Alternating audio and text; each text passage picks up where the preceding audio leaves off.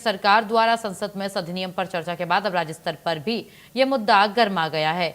33% आरक्षण के इस प्रावधान को लेकर के सत्ता पक्ष और विपक्ष के बीच तीखी बहस देखने को मिल सकती है। अब देखना यह होगा कि इस विशेष सत्र में क्या राजनीतिक रंग देखने को मिलता है और महिला आरक्षण के मुद्दे पर कौन सी नई रणनीति सामने आती है।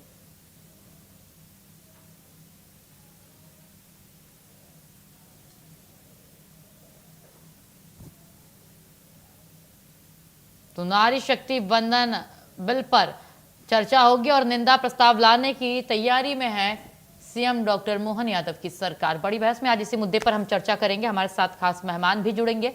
दरअसल 33% आरक्षण मिलना था महिलाओं को, लेकिन ये मिल नहीं पाया और एमपी विधानसभा का विशेष सत्र क्या कुछ खास हो सकता है बता देते हैं आपको। नारी शक्ति वंदन अधिनियम का ये पूरा मामला है, जहां अधिनियम को लेकर के मोहन सरकार एक्शन मोड में है और नारी शक्ति वंदन बिल पर विशेष सत्र का आयोजन होना है। एमपी विधानसभा में विशेष सत्र बुलाया गया है।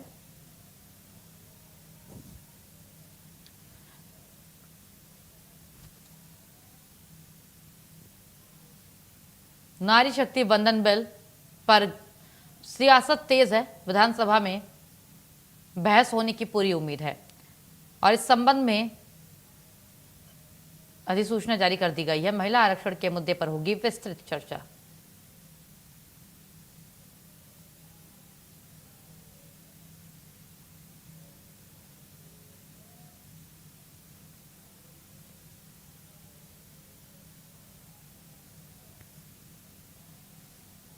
महिला सशक्तिकरण पर राजनीति तेज होती नजर आ रही है। हर जिले में, खासकर अगर बीजेपी शासित राज्यों की बात की जाए तो वहां पर भी राजनीति तेज है और लगातार विरोध के स्वर नजर आ रहे हैं। सत्ता पक्ष विपक्ष के बीच बहस देखने को मिल सकती है। तो अभी हमने आपको ग्राफिक्स के जरिए समझाया, एक बार फिर बता देते हैं आपको कि विधानसभा सत्र में, एमपी के विशेष सत्र में क्या कुछ खास रहने वाला है। अधिनियम को लेकर के मोहन सरकार एक्शन मोड में है। आपको बता दें कि महिला जन आक्रोश पदयात्रा भी निकाली गई थी एमपी में और नारी शक्ति वंदन बिल पर विशेष सत्र का हुआ है आयोजन। और एमपी में विधानसभा में विशेष सत्र बुलाया गया है। 27 अप्रैल को बुलाया गया है यह विशेष सत्र।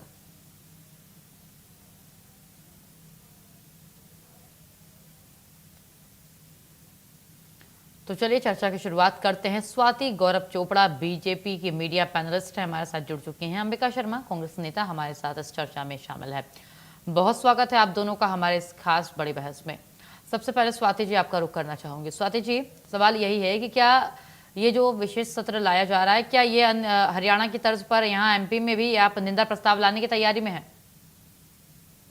देखिए, जो काम किया है वो निंदनीय है और जिस हिसाब से महिला शक्ति वंदन अधिनियम का बिल गिराकर कांग्रेस ने तालियां बजाई थी और उनके साथ जुड़ी थी उनकी जो दूसरी पार्टियां इंडी गठबंधन की, तो निश्चित ही निंदनीय बात है और चर्चा सब जगह होनी चाहिए कि जिस बिल को 2023 में पारित किया और जब उसमें लिखा हुआ था कि ये परिसमन के बाद लागू होगा, तो जब लागू करने का वक्त आया तो कांग्रेस क्यों पीछे हट गई और क्यों इस प्रकार से महिलाओं के हक को मारकर लोकतांत्रिक हत्या उन्होंने बिल कर पास नहीं करके की है। और निश्चित ही माननीय हमारे यशस्वी मुख्यमंत्री मोहन जी यादव के नेतृत्व में 27 अप्रैल को जो विशेष सत्र बुलाया गया है विधानसभा का, उसमें चर्चा होगी और निश्चित ही निंदनीय विषय तो निंदा प्रस्ताव भी जैसी वहां पर चर्चा होगी, मुझे लगता है कि ऐसी प्रतिक्रियाएं आएगी।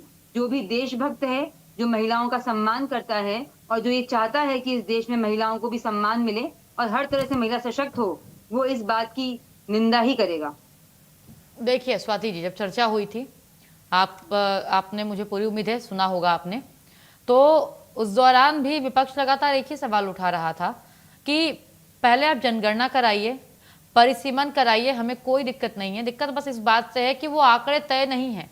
आप कह रहे हैं कहीं 50, कहीं 60, कहीं 65, कहीं 70, कहीं 75, तो ये ऐसे नहीं होगा ना राजनीति में, क्योंकि 2011 के आधार पर अगर आप परिसीमन कराएंगे तो ये एक्सेप्टेबल है ही नहीं, क्योंकि 2011 कहाँ, 2026 कहाँ, अभी जो 18 साल के होंगे वो उनकी संख्या और बढ़ गई होगी, उनकी उम्र और ज्यादा हो गई होगी और नए बच्चों का जन्म हुआ होगा। तो ऐसे में जनगणना बेहद जरूरी है और जनगणना 2-4 दिन का तो मामला है नहीं, ये आप भी बेहतर समझती हैं स्वाति जी। तो कहीं ना कहीं विपक्ष के पास आपको नहीं लगता है कि एक बहुत बड़ा मुद्दा था इस बिल को गिराने का कारण था स्वाति देखिए, जी। परिसीमन की शर्त पहले भी थी 2023 का बिल, अगर आप पढ़ेंगी तो कोई नई शर्त नहीं लाई है। 2023 में भी परिसीमन करके ही लागू करने के लिए बोला गया था। रही बात जनगणना की, हम सब जानते हैं कि संवैधानिक प्रक्रियाएं होती हैं, लंबा समय लेती हैं, और यशस्वी हमारे प्रधानमंत्री जी ने यही कहा था कि उनकी भी इच्छा है, पूरे देश की इच्छा है कि महिला शक्ति वंदन अधिनियम जल्द से जल्द लागू हो जाए। तो क्यों इसमें देर की जाए? और रही बात आंकड़ों की, तो अगर इनको इतना डर है कि हमारी सीटें आगे जाके कम ना हो जाए, हमें सीटों का नाक की हानि ना हो जाए, तो आप सोच सकते हैं कि ये अपनी पार्टी को बचाने के लिए राजनीति कर रहे हैं। ये देश के हित के लिए राजनीति नहीं कर रहे हैं। ये देश के विकास के लिए राजनीति नहीं कर रहे हैं। ये महिलाओं के सम्मान के लिए राजनीति नहीं कर रहे हैं। इनको सिर्फ ये चिंता है कि हमारी पार्टी कहीं ना डूब जाए। क्योंकि इनके जो कर्म थे वो ऐसे ही रहे हैं, और निश्चित ही चौथी बार भी विपक्ष में बैठने का इंतजाम इन्होंने कर लिया है, क्योंकि महिलाएं कभी अपना अपमान नहीं भूलती, और अपना अपमान ना हम भूले हैं ना भूलने ठीक देंगे है किसी को। ये अंबिका विषय शर्मा बार जी, बार आएगा। बिल्कुल ठीक है। आपके पास लौटूंगी मैं। अंबिका शर्मा जी, इसको कैसे देखते हैं आप? क्योंकि लगातार आपसे चीजें छिपी हुई नहीं है। जब से बिल गिरा है, बीजेपी लगातार एक भी मौका नहीं छोड़ रही है। लगातार जन आक्रोश रैली, महिला पदयात्रा, महिला आक्रोश रैली निकाली जा रही है, और इस बीच हर राज्य में देख लिया जाए, हरियाणा में भी अनाउंसमेंट हो चुकी है, एमपी में भी घोषणा की जा चुकी है कि ये निंदा प्रस्ताव लाने की तैयारी में है। कैसे देखते हैं आप इसको? और एमपी में जो विशेष सत्र बुलाया गया है 27 अप्रैल से, उसको कैसे देखते हैं आप, अंबिका जी? क्योंकि जब अपना पाप का ठीकरा विपक्ष पर फोड़ना चाहते हैं, 2023 में जब सर्वसम्मति से बिल पारित हो गया, सारे विपक्षी दल इनके साथ थे, इसके बाद इनको लागू कर देना चाहिए था। 543 जो हमारी संख्या है हाउस में, उसमें ही 33% आरक्षण की व्यवस्था ही कर देते। लेकिन इनकी नियत में खोट है। राजीव गांधी जी ने महिला सशक्तिकरण की नींव रखी थी और 1990 में, तो जब उन्होंने 33% आरक्षण नगरीय निकाय में, ग्राम पंचायतों में सुनिश्चित किया था और महिलाओं को समाज की मुख्यधारा से जोड़ा था, राजनीतिक क्षेत्र में उनकी भागीदारी सुनिश्चित की थी, तब से लेके अब तक ये लोग तो केवल और केवल महिला का वोट लेते रहे और महिला को छलते रहे। इनकी नियत में अगर खोट नहीं होती तो उसी समय 2023 के बाद 3 साल हो गए हैं, अभी तक कभी का ये 33% आरक्षण और 543 पर ही कर देते। अब एक सेंसस का एक बहुत बड़ा पैच है, अभी परसिमन का पैच है, ये लोग कैसे कर पाएंगे? इतनी बड़ी टेक्निकल प्रॉब्लम है। और इनका जो हिडन एजेंडा है, जो इनका षड्यंत्र है, वो ये है कि जो भारतीय जनता पार्टी शासित राज्य हैं वहां पर इनकी संख्या बढ़ जाए, लोकसभा क्षेत्रों की और विधानसभा क्षेत्रों की, और जहां पर कांग्रेस शासित राज्य हैं या विरोधी दल की सरकारें हैं वहां सीटें कम हो जाएं। तो ये देश को लेकर, देश का के कल्याण के बारे में, लोकतंत्र को मजबूत करने के लिए ये लोग राजनीति नहीं करते। ये लोग केवल सत्ता प्राप्ति के लिए तरह तरह के प्रयोग करते रहते हैं और असंवैधानिक तरीकों से कैसे भी ये सत्ता में बने रहे, ये इनकी मंशा है। ये विपक्ष कैसे पूरा होने देंगे?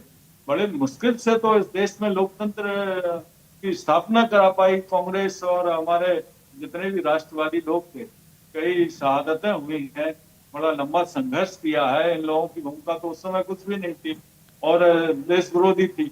हमने लोकतंत्र की स्थापना की, संविधान की संरचना की, सब कुछ किया, एक खूबसूरत देश को व्यवस्था मिली, और ये लोग केवल रूस और चीन के पैटर्न पर राज्य व्यवस्था लागू करना चाहते हैं कि जब तक शासक रहे, उसका जीवन रहे, तब तक वो सत्ता में रहे। ये कैसे हो पाएगा? उत्तर दक्षिण में लड़ाना चाहते हैं। अभी चूंकि तमिलनाडु में, पश्चिम बंगाल में चुनाव है और इन्होंने एक चुनावी शगुफा छोड़ दिया, और वो इसका क्रेडिट लेना चाहते थे, इससे राजनीतिक लाभ उनको होता, लेकिन ये सब होने वाला है नहीं। अभी तक क्या सोते रहे 3 साल तक? 543 पर ही कर दें। और अभी क्या दिक्कत है इसमें कोई टेक्निकल दिक्कत भी नहीं है। 543 में अभी वो तो बहुमत के आधार पर वो प्रस्ताव पारित हो गया था, अधिसूचना ही तो जारी करना है, कर दें 543 पर, इसमें दिक्कत क्या है इनको? इसके बाद फिर जब देश का मानस ऐसा बन जाए, इनकी नियत साफ हो जाए, तो फिर जितनी सीटें बढ़ाना हो, जो भी परसिमन होना हो, सेंसस हो जाए, जवाब दीजिए स्वाति जी। इसके बाद। और देखिए, मैं यही बताना चाह रही हूँ कि जब 2023 में बिल पारित हुआ था, तो आप अगर बिल निकाल के पढ़ेंगे और जानकारी लेंगे तो उसमें भी यही लिखा था कि परिसीमन के बाद लागू किया जाएगा। और अभी भी यही बोला जा रहा है। आप ये समझ नहीं पा रहे हैं कि आपने ही पास किया था बिल को, और 2023 में इसी शर्त पे पास किया था कि परिसीमन के बाद लागू हो जाएगा। पर जब लागू करने का वक्त आया है, संवैधानिक स्वाति जी, प्रक्रियाएं हो देखिए रही है। 2023 मैं आपको यहाँ पे एक टोकना चाहूंगी। 2023 की आप बात कर रही हैं बार बार, जनगणना बार बार कह रहा है विपक्ष की तत्कालीन जो जनगणना है, जो फ्रेश जनगणना होगी, क्योंकि मृत्यु दर, जन्म दर जो होता है वो घटता बढ़ता रहता है, तो ऐसे में फ्रेश आंकड़े जरूरी है। तो पुराने आंकड़ों पे आप क्यों करवाना चाह रहे हैं देखिए, परिसीमन? विपक्ष का एक सवाल ये 2034 भी है, तक इसको आप कैसे देख रही हैं स्वाति जी, क्योंकि इसका मैं जवाब भी आपको तो वही जरूरी है बता ना। रही हूँ कि जी जी। प्रधानमंत्री जी यही कह रहे हैं कि हम अगर इंतजार करते रहेंगे तो बहुत लंबा समय निकल जाएगा, और तत्काल प्रभाव से लागू करते हैं तो महिलाओं का जो हक 50-60 सालों से नहीं मिला, इतने दशकों में किसी ने महिलाओं के लिए कुछ नहीं सोचा। सिर्फ भारतीय जनता पार्टी के द्वारा ही योजनाएं लाई गई, हर तरह से आर्थिक सक्षमता भी दी जा रही है महिलाओं को, सामाजिक समानता भी दी जा रही है, शैक्षणिक व्यवस्थाएं की जा रही है, और अब राजनीतिक दृष्टिकोण से भी उनको अधिकार दिए जा रहे हैं। तो इंतजार किस बात का? डर इस बात का कि हमारी सीटें कम ज्यादा ना हो जाएं। आप देखिए कैसे विपक्ष जो है डरता भी है, बौखलाता भी है, और सिर्फ चिंता अपनी सीटों की पालता है। अगर दक्षिण में सीटें कम हो जाएगी, यहाँ ऐसा हो जाएगा, मुसलमान बहनों को सीटें कौन देगा, तो सिर्फ बांटने का काम करते हैं, टेरिटरी में बांट देते देखिए हैं। अगर एक कभी सही कभी आंकड़े, बिल्कुल स्वाति जी आप सही कह रही हैं, लेकिन एक बात ये भी कि अगर सही आंकड़े आ जाएंगे जनगणना के बाद तो दिक्कत ना उन्हें रहेगी ना आपको रहेगी, क्योंकि खुद बीजेपी के कई नेता, खुद प्रधानमंत्री भी ये कह रहे थे, गृह मंत्री भी कह रहे थे, किसी को कोई दिक्कत नहीं होने वाली है। जो परिसीमन होगा, अगर वो आंकड़ा बढ़ रहा है, अगर वोटर्स परिसीमन में आ रहे हैं, कहीं 50 लाख हैं और कहीं मतलब प्रॉपर गिनती के बाद, तो उनका फायदा तो दोनों पार्टियों को होगा। दोनों क्या, सभी राजनीतिक दलों को होगा, सिर्फ बीजेपी को तो होगा नहीं। अंबिका जी, फिर क्यों विरोध किए जा रहे हैं आप लोग? नहीं, इनकी नीयत साफ नहीं है। इतना धैर्य रखने की आवश्यकता तो है, कम से कम इनको धैर्य रखना चाहिए। जब तक सेंसस ना हो जाए, परिसीमन ना हो जाए, तो ये जल्दबाजी क्यों? जल्दबाजी निश्चित रूप से चाहते हैं कि इसमें जो हमारा पश्चिम बंगाल का चुनाव है उसमें लाभ मिले, और तमिलनाडु में लाभ मिले। तो भारतीय जनता पार्टी के लाभ के लिए विपक्ष काम थोड़ी पार्टी करेगा। का सोचेंगे और देश का नहीं सोचेंगे, महिलाओं का नहीं सोचेंगे, बस अपनी पार्टी का लाभ का सोचेंगे आप। तो आप तो खुद ही प्रूव कर रहे हैं कि आपको पार्टी की चिंता है और देश की महिलाओं के हक की कोई चिंता नहीं है आपको। किस प्रकार की बातें आप ऐसे कर भी सकते हैं? संवैधानिक प्रक्रियाएं तो होंगी लेकिन ना। देखिए अंबिका जी, ऐसे में एक सवाल ये भी है, अंबिका जी मेरा सवाल एक आपसे है कि जो आरक्षण देने की अगर ये बात कर रहे थे बीजेपी के लोग, तो अगर सीटें बढ़ती 543 जो वर्तमान में है, अगर 840 के करीब आती, तो कहीं ना कहीं उसका फायदा Congress, BJP, Sapa, TMC, DMK, AIADMK सभी को होता, सिर्फ बीजेपी को तो होता नहीं। ये तो आप भी समझ रहे हैं ना।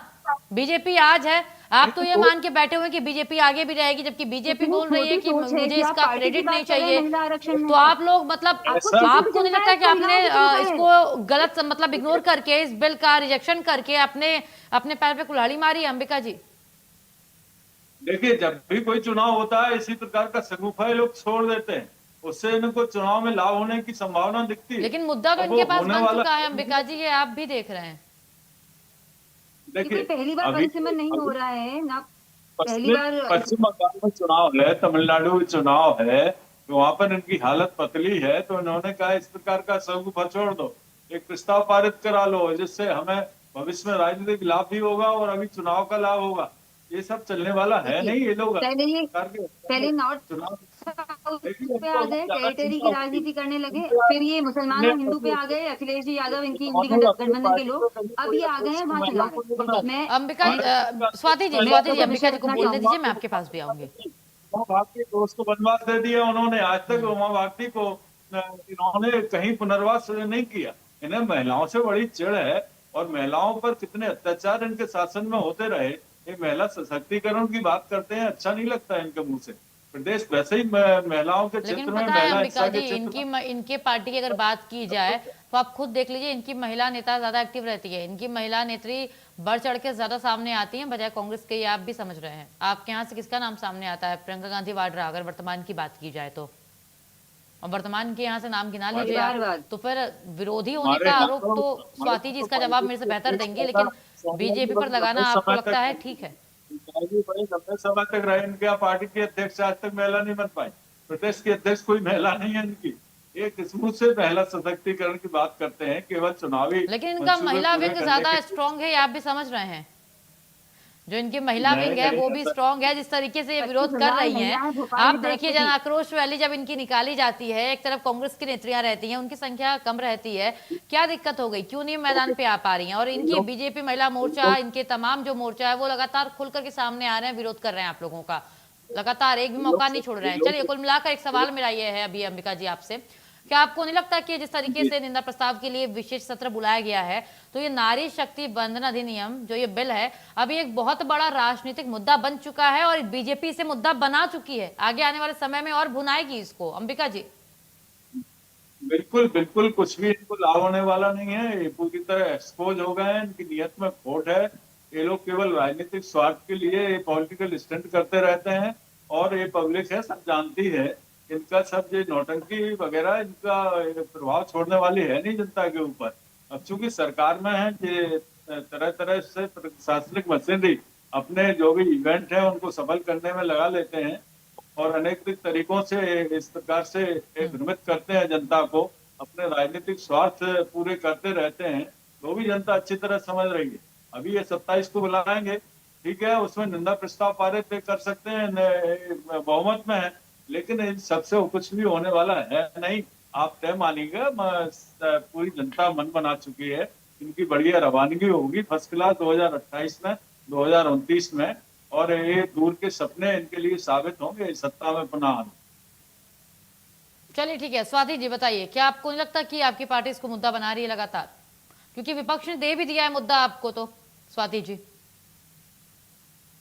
आप खुद सोचिए कि इस प्रकार से महिला आरक्षण बिल को गिराकर इन्होंने ये तय कर लिया है कि अब ये विपक्ष में ही बैठे रहेंगे, क्योंकि महिलाओं के साथ 2023 में जब इन्होंने बिल पारित किया, अगर तो फिर वापस जब बिल आया है, कॉन्स्टिट्यूशनल प्रोसीजर्स आए हैं, जो भी ऊपर नीचे रहेगा, पर परफेक्ट टाइमिंग का वेट करते करते इन्होंने 50-60 साल निकाल दिए कि ये होगा तो ये करेंगे, वो होगा तो ये करेंगे। इफ एंड बट की थ्योरी के चक्कर में ये कुछ काम ही नहीं कर पाए, ज्यादा महिलाओं के लिए तो कुछ भी नहीं करा इन्होंने, आप देखिए।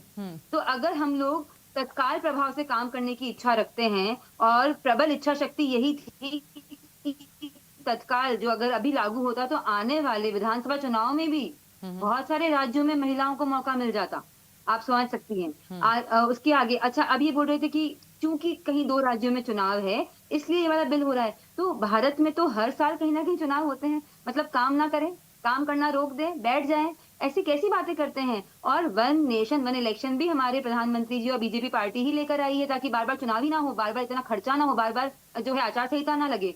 तो चुनाव तो आते रहेंगे, जाते रहेंगे इस देश में। जो जो ढांचा बिगाड़ा है राजनीति का और लोकतांत्रिक व्यवस्थाओं का कांग्रेस ने, उसको सुधारने का काम यशस्वी प्रधानमंत्री जी कर रहे हैं। तो चुनाव की वजह से ऐसा कोई बिल नहीं लाया गया था। ये बिल सिर्फ इस प्रबल पवित्र इच्छा शक्ति से लाया गया था कि जल्द से जल्द अगर ये लागू होगा तो महिलाओं को आने वाले विधानसभा में और आने वाली लोकसभा में तत्काल प्रभाव से लाभ मिलने लगेगा, क्योंकि ये वक्त आ चुका था कि बेटियां जो है, महिलाएं जो हैं, बहनें जो हैं, वो अपनी आवाज बुलंद करती और अपनी प्रॉब्लम्स बताती, अपने हिसाब से जो योजनाएं हैं, जो महिलाओं के लिए जो आधी आबादी है देश की, उनकी आवाज बुलंद नहीं होगी तो आप बताइए कैसे महिलाओं के लिए एक जो एक अच्छा अनुकूल वातावरण बनेगा देश में। महिलाएं अगर वहां जाती, वो सारे विषय रखती जी। जो जरूरी थे सदन में गूंजना, पर इन्होंने वो सब रोक दिया। महिलाओं को फिर इन्होंने पीछे पीठ में छुरा घोंपा है। ये लोकतंत्र की व्यवस्थाओं में संविधान का बहाना लेकर इन्होंने बहुत गलत काम किया है, और मैं पूर्ण रूप से अग्री भी करती हूँ और रिस्पेक्ट भी करती हूँ कि हमारे माननीय प्रधानमंत्री जी और मुख्यमंत्री जी, अब जो मुख्यमंत्री जी निंदा प्रस्ताव जो आने वाला है 27 अप्रैल को, निश्चित ही ये निंदनीय कार्य था, और इसके लिए ना जनता ना भाजपा कभी इनको माफ कर पाएगी। चलिए ठीक है, अंबिका शर्मा जी, आप इसको कैसे देखते हैं, जो निंदा प्रस्ताव लाने की तैयारी में है एमपी की सरकार? चर्चा तो होगी, चर्चा में जाहिर तौर पे बात है कांग्रेस शामिल होगी सदन में। जी। निंदा प्रस्ताव से कुछ भी होने वाला नहीं है। ये लोग मनमाने तरीके से कुछ भी कर सकते हैं, उसमें वो जाने, इनका काम करते हैं। अगर इनकी नीयत वास्तव में साफ है तो ये घोषणा करें अपने दल से 50% महिलाओं को टिकट देंगी, तो वैसे ही में इनकी अधिकांश महिलाएं पहुंच जाएंगी। लेकिन ये लोग नहीं करेंगे। भाजपा करें नहीं, तो कौन दे मना देगी, कांग्रेस का दावा कर सकते हैं आप। कौन मना कर रहा है इनको? ये पहल तो करें, ये इतना इतना साहस तो रखें, इतने खुले दिल से यूनिफॉर्म बात तो पॉलिसी करें। लागू करनी थी भाजपा को। आप चीजें बढ़ जाएंगी, हम बाद में बढ़ भारत में जाएंगी। यूनिफॉर्म पॉलिसीज लागू करना चाहते थे, भाजपा तो बहुत महिला सम्मान भी कर रही है और महिला आरक्षण भी दे रही है, अपने दल से ही पर आपका 33% परिवारवाद बहुत भारी है। आने वाले चुनाव में, तो देखिए आप, इनकी नीयत साफ हो जाएगी। पूरा देश इनकी नाटक नौटंकियों को समझता है। सत्ता को हथियाने के लिए जो किस निचले स्तर तक पहुंच जाते आने हैं, वाले भी चुनाव पूरा में ये देश किसके देख रहा है। तरफ किसको नुकसान किसको फायदा पहुंचा सकता है, क्योंकि बीजेपी को तो पता है कि उनको फायदा मिलने वाला है, क्योंकि आप लोगों ने इस बिल का विरोध करके खुद के पैर पे कुल्हाड़ी मारी। अंबिका जी, कुछ भी नहीं होने वाला। 2023 के आधार पर इनको आरक्षण लागू कर देना चाहिए था, 543 पर ही करना चाहिए था। वो लोग ये नहीं कर पाए, उसमें असफल रहे। अपनी अकर्मण्यता का टीकरा विपक्ष फोड़ रहे हैं। ये ठीक नहीं है, जनता सब कुछ जान रही है।